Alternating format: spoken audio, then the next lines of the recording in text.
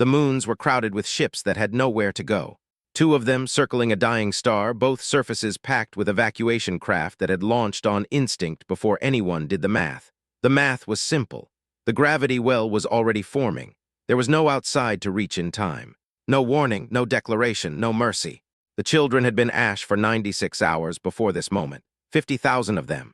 Human children, ages 2 through 12, sealed in cryosuspension aboard a transport that wasn't armed because it didn't need to be, because nothing in the history of human contact with the Xylo's dominion had ever suggested that an unarmed colony ship full of sleeping children would need weapons. The telemetry had taken 7 hours to arrive at Earth's monitoring stations. Long enough for the plasma strike to have completed twice over. Long enough for there to be nothing left to intercept, nothing left to save, nothing left to do except watch the readout and understand what it meant. The star had been folding inward for 3 days. Human observation vessels held position at the quarantine perimeter, 4 parsecs out, engines idle, no weapons active, no targeting solutions locked, just watching. The Xylos on the homeworld had been watching too, from their moons, from their orbital stations, from their evacuation craft that had nowhere to land because the gravity well had already swallowed the outer shipping lanes. And then the first Xylo transmission came through.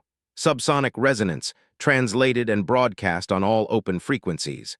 The voice of Admiral Kethris Vole, the officer who had ordered the plasma strike, whose combat log had classified 50,000 sleeping children as sanitation of feral vermin, cracking through the interference of a collapsing star. How could a compassionate species do? The signal cut. They never did get an answer to that question. What they got was worse. Stay close, this part matters. 280 years of non-hostile commercial adjacency ended in 7 hours of telemetry delay. That is the official framing in the human historical record. Not ended in a massacre. Not ended in grief. Ended in a delay. Because by the time Earth's monitoring stations received the data from the transport vessel Pax Infantia, the question of grief had already been reviewed and set aside. What replaced it wasn't rage.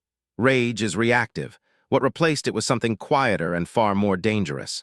But first, what the Pax Infantia was. The transport wasn't a military vessel. It was the 47th ship in the 3rd expansion wave, a fleet of unarmed colony transports carrying families to terraformed worlds in the Outer Band territories. Standard configuration, cryo bays, medical units, seed banks, educational archives, construction materials. The kind of ship that represents not a military posture but a belief that the stars are worth filling, that children born in the black have the same futures as children born on solid ground. 50,000 of those children, ages 2 through 12, sealed in cryosuspension, dreaming nothing, going somewhere they'd never been. Or rather, that was the plan. Xylo's Admiral Kethris Vole's combat log entry for that engagement was recovered during the forensic phase of what humans would later call the Cinder Protocol. The entry read in full, Transport Vessel Pax Infantia, unauthorized entry into Dominion-adjacent transit corridor, designated feral vermin density. Extreme. Sanitation ordered and executed. 847 hours Galactic Standard, KV. 11 words for 50,000 lives. The Xylos didn't have a concept of childhood. Their reproduction happened through spore-cast substrate colonies, a biological process that required conquered worlds as nursery ground, and produced offspring that were functionally adult in capability within months. The idea that a species would seal its young in metal chambers and transport them across the galaxy in a state of helpless, unconscious trust. This wasn't something Xylo cultural frameworks had a category for. Human diplomats had raised the issue during trade negotiations twice before the Pax Infantia incident.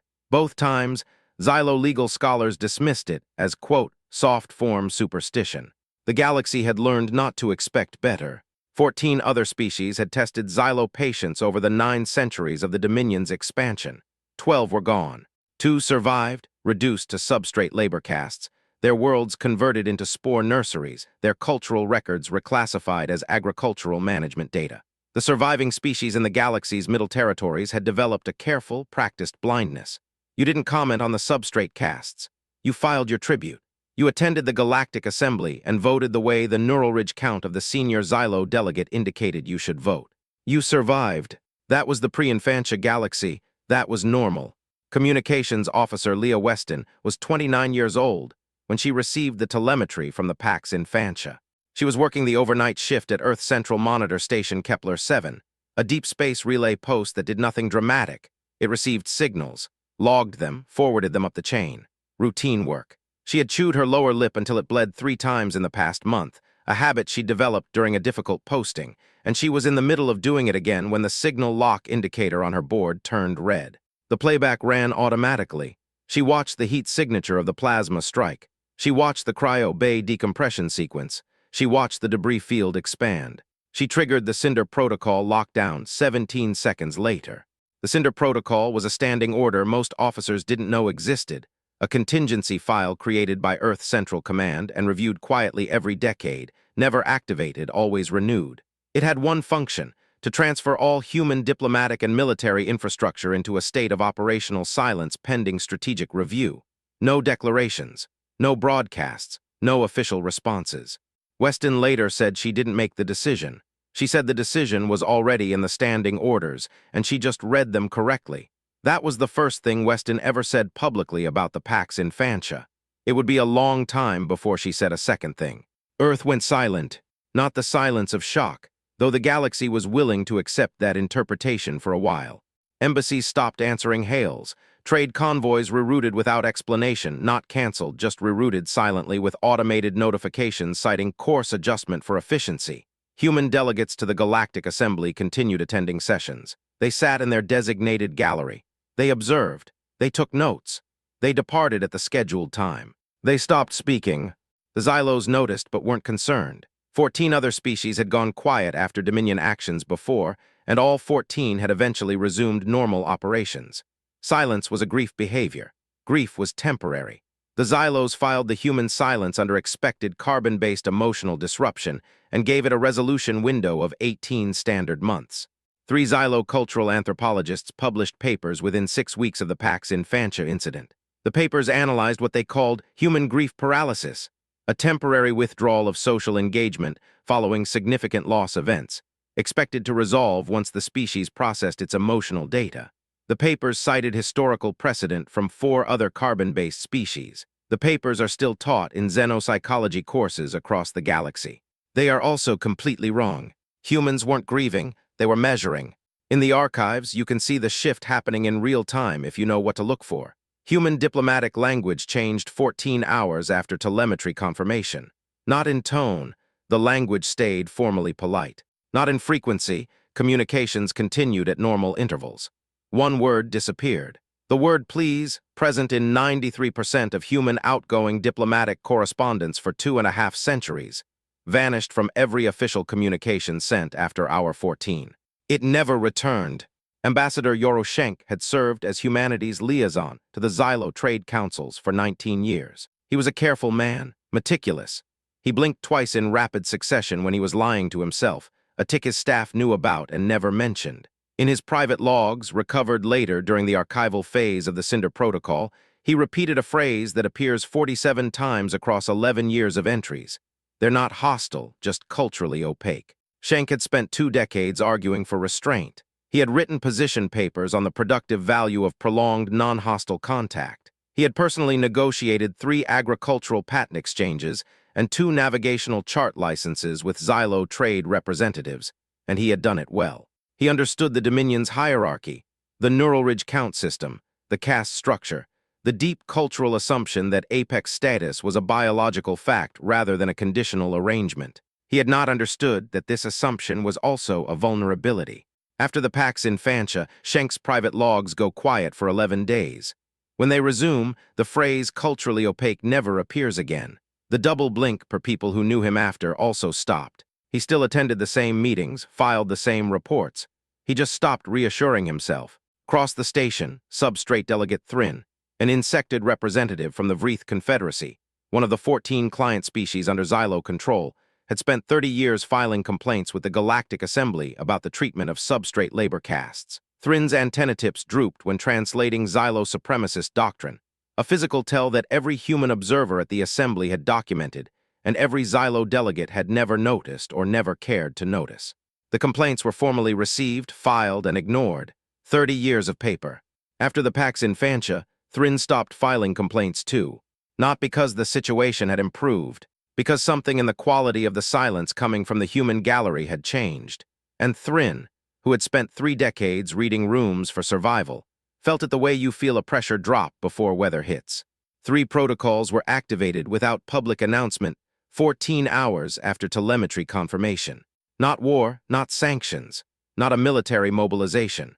Earth Central Command, in the language of its own internal records, described the activation as a strategic infrastructure review.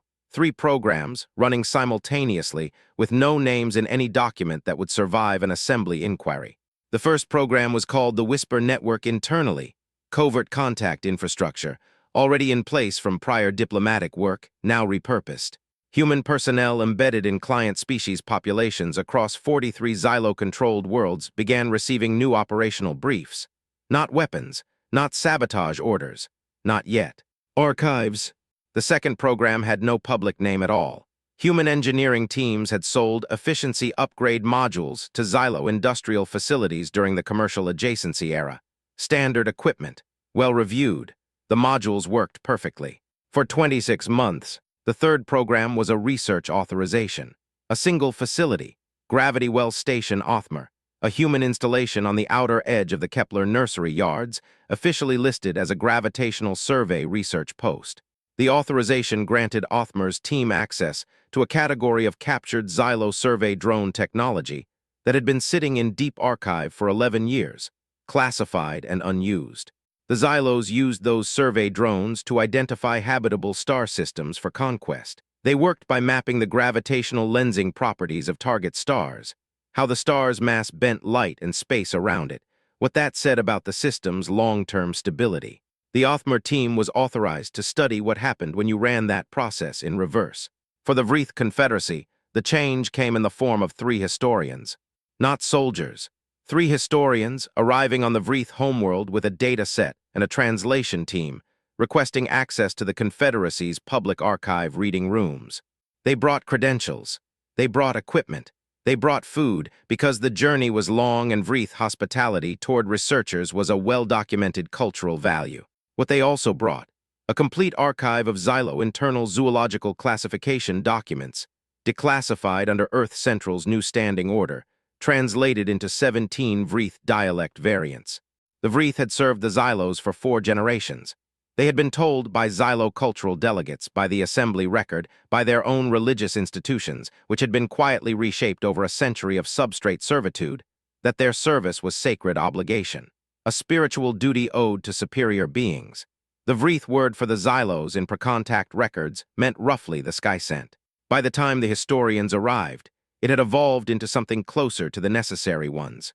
The zoological classification documents classified the Vreeth as follows: labor extraction substrate, intelligence sufficient for assigned tasks, insufficient for treaty-worthy status, scheduled for population rotation in Generation 4 to prevent competence accumulation.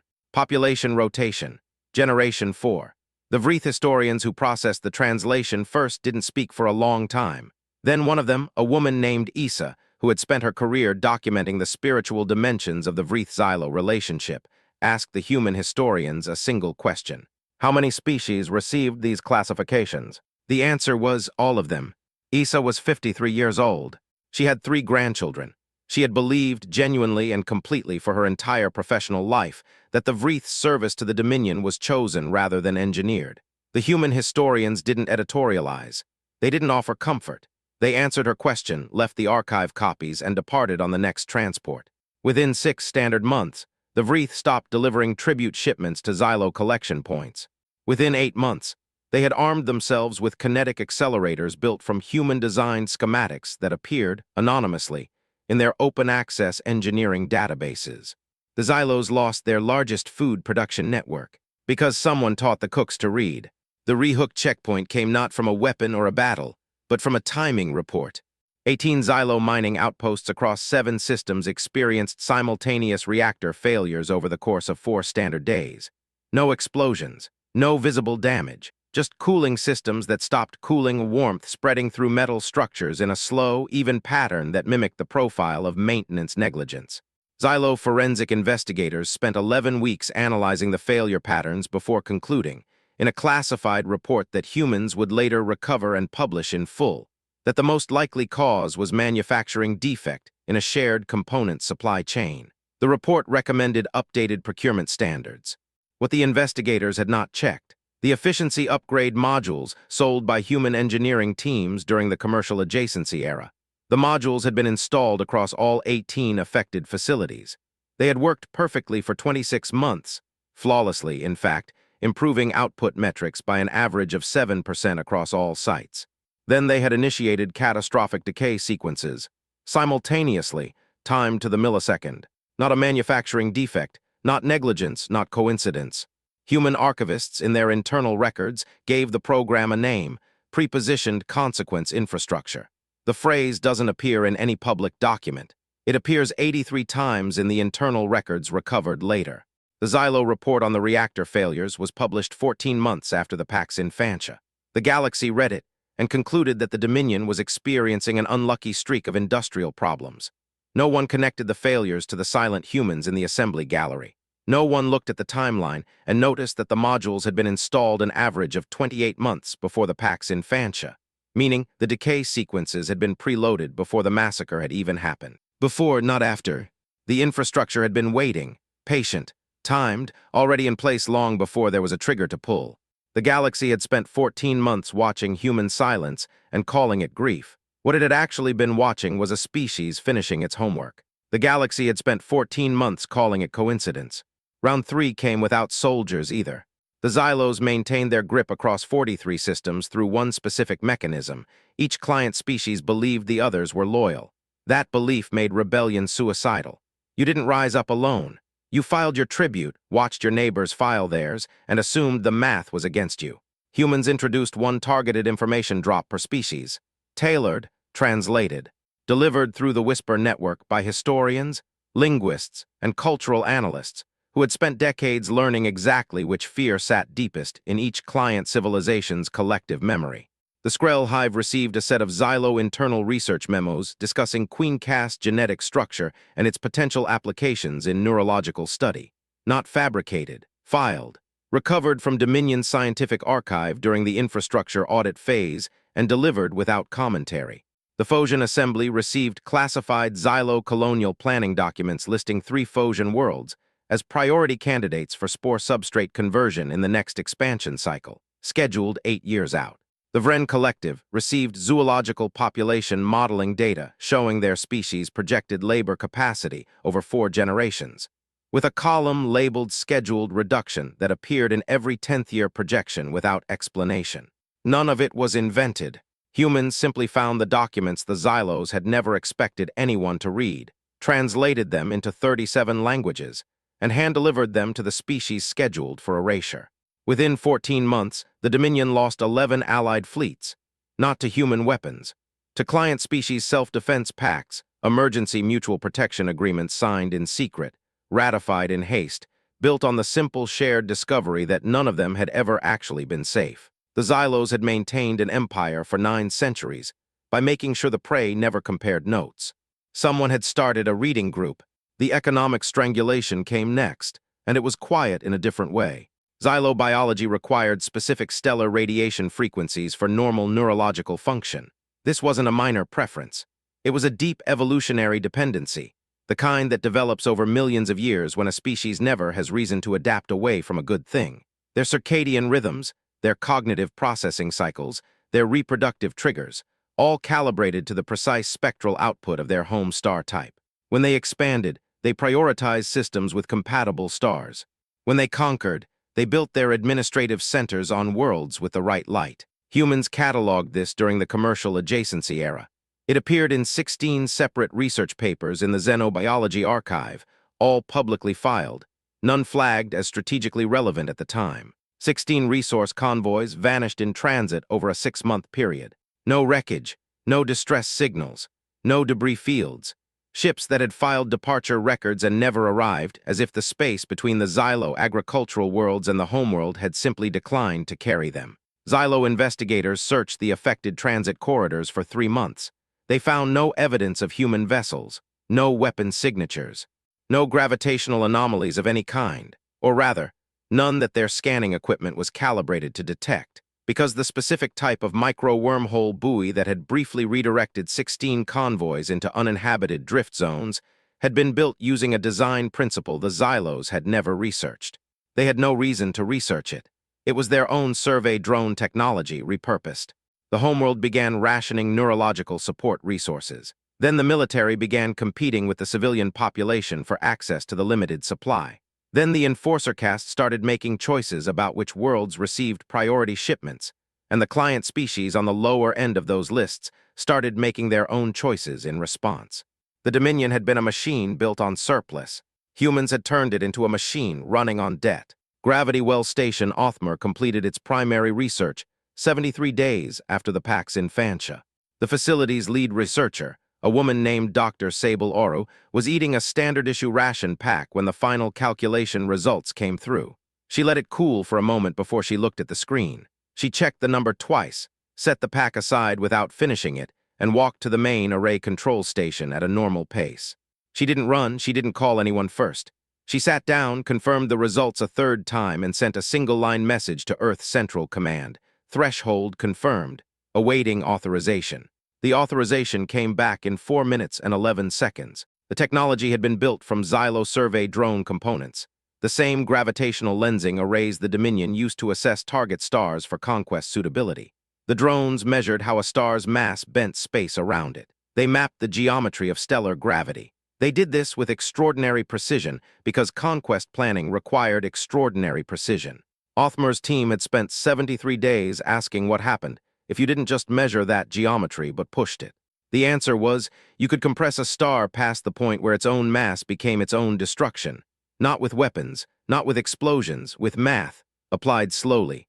Over 96 hours of careful, graduated gravitational pressure. The Xylo home star didn't explode. It folded. This is the part the archive returns to most often, not because it is the most violent thing that happened during the pedagogical silence. The client species liberation involved real casualties, the infrastructure failures killed workers, the vanished convoys carried crews who didn't return. Those were violent. Those were losses, even if the losses were on the other side of the ledger.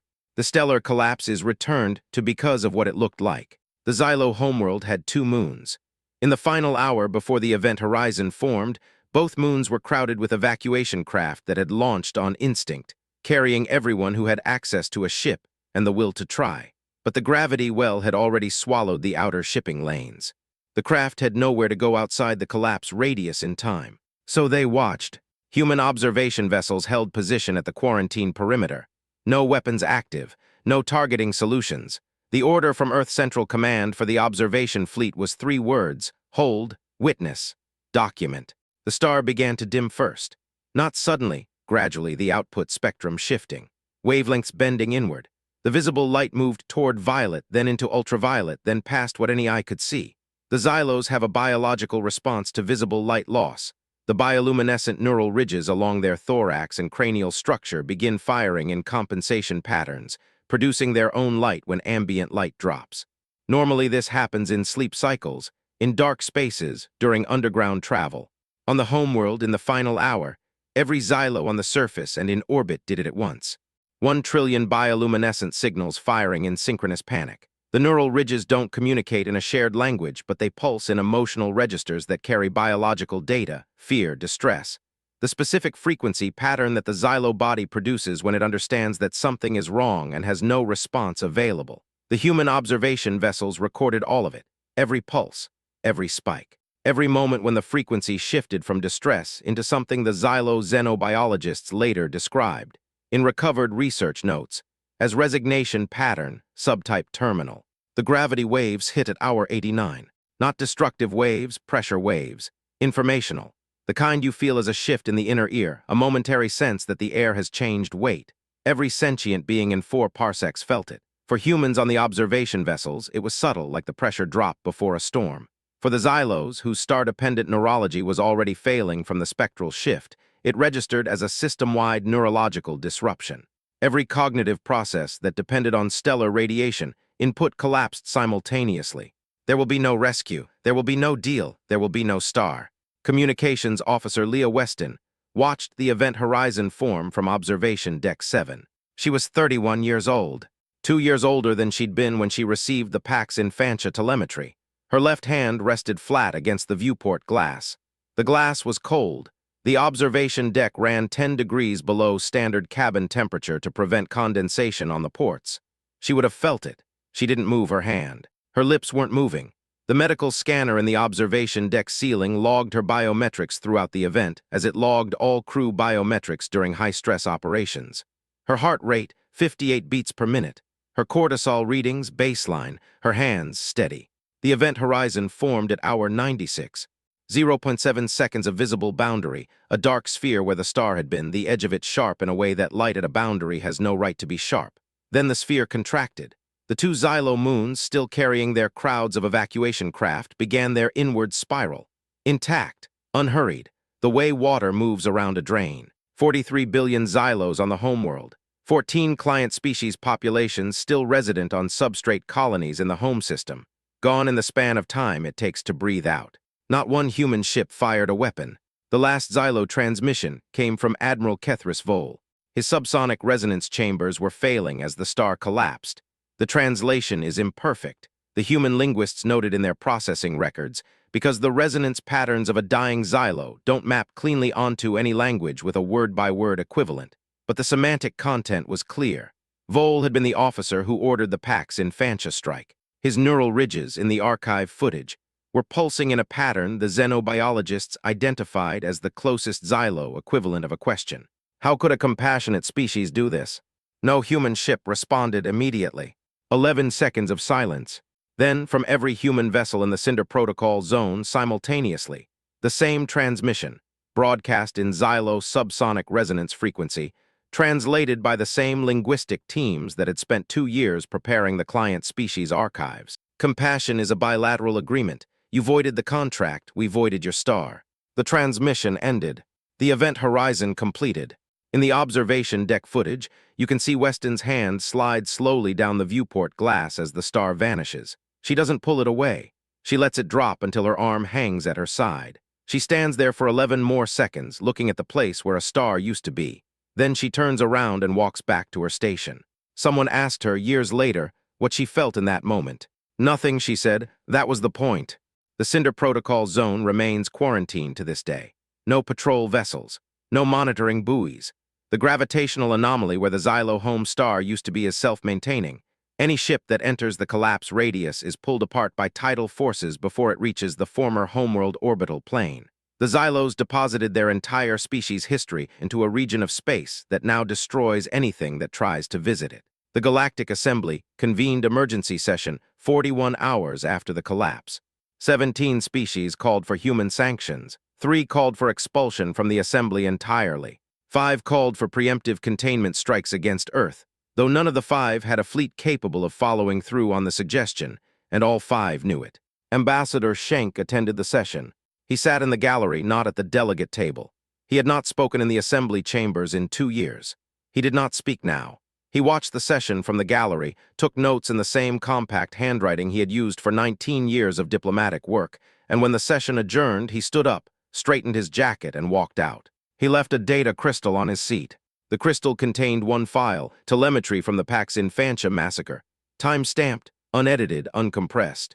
The full 72 minutes of monitoring station data from the moment of the plasma strike to the moment the debris field stopped expanding. No commentary, no demands, no human voice. The Assembly staff found it 11 hours later, when the gallery was cleaned for the next session. A junior records clerk picked it up, logged it as found property, and sent it to the Assembly archive. It was publicly released 3 days later, accessed 3 billion times in the first week. No human ever spoke at the Assembly again. 14 former Xylo client species achieved independence within 1 galactic standard year. 8 of them formed mutual defense pacts with each other. Not with humanity, with each other. The human offer of formal alliance, extended quietly through the Whisper network to 2 of the newly independent civilizations, was declined without explanation.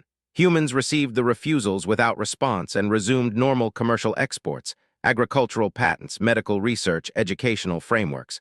Same products as before, same prices, same efficient silence. The only difference was in the contracts. Every human commercial agreement filed after the pedagogical silence contains what trade lawyers across the galaxy call Clause Infantia. The clause is short. It reads, This agreement is void upon hostile action against human miners with enforcement mechanisms withheld from disclosure. No list of what those mechanisms are. No timeline, no threshold number. Just withheld from disclosure. 47 species have signed the clause. None have tested it. 40 years after the collapse, a Vreith historian named Dissel Airn published an analysis titled The Algebra of Irreversible Mercy. Airn was the granddaughter of Issa, the woman who had asked the human historians how many species had received xylo-zoological classifications.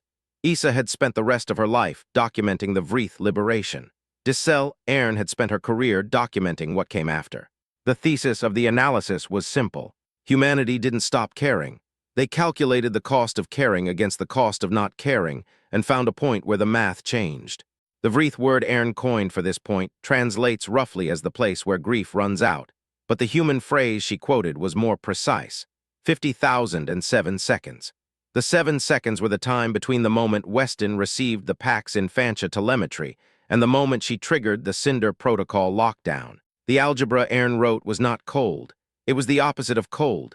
It was the hottest possible version of love, the kind that stops performing grief and starts solving the problem. They discovered, she wrote, that mercy is not infinite. It has a precise measurement. Past that measurement, mathematics replaces mourning and the equation balances without remainder. The paper won every major academic prize in 6 galactic jurisdictions. Humans received copies of each award notice, filed them, sent no acknowledgement. The galaxy now divides time differently. Pre-infantia, post-infantia. Pre-infantia humans negotiated, withdrew from conflict, filed protests through proper channels, said please in their diplomatic correspondence and meant it. Post-infantia humans still do all of those things, the agricultural patents still sell, the medical research still publishes, the diplomatic delegations still attend sessions and take careful notes.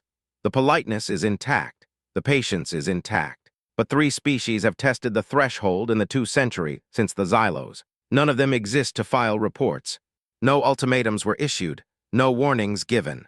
No human vessel was ever confirmed at the scene of any of the 3 events, and no human archive has ever officially acknowledged them. The galaxy simply noticed over time that certain stars had developed gravitational anomalies, and that in each case, approximately 14 months before the anomaly appeared, something had happened to a human transport. The silence resumed, the commercial exports continued, and every colony ship that leaves Earth carries children in cryosuspension between the stars. The same children, the same sealed chambers, the same trust placed in the dark between worlds. The ships are faster now, better shielded. The crews are larger and their standing orders are longer. The hull plating on every human colony transport is etched with a phrase, visible only in gravitational sensor sweeps, not to human eyes. Pedagogy in progress, do not interrupt. The galaxy still listens for human grief. It will never hear it again. What the galaxy hears now is the opposite of mourning, the specific acoustic profile of a species that learned to subtract feeling from outcome and found the math worked out. Earth still sends the ships, still builds the nurseries in the black, still fills them with children who sleep between stars, dreaming nothing, going somewhere they have never been. And the stars hold still,